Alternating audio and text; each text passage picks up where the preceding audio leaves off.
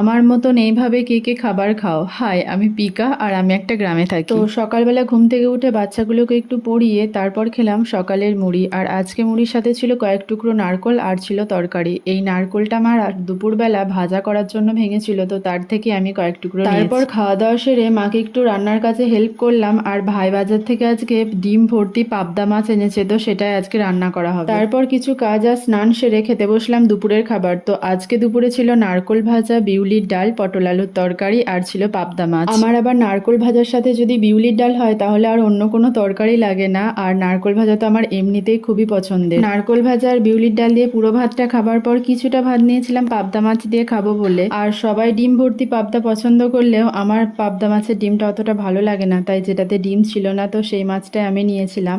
আর তরকারিটা শেষে একটু নিয়েছিলাম টেস্ট করে দেখবো বলে। তো এই ছিল আজকের ভিডিওটা কেমন লাগলো কমেন্টে অবশ্যই জানিও।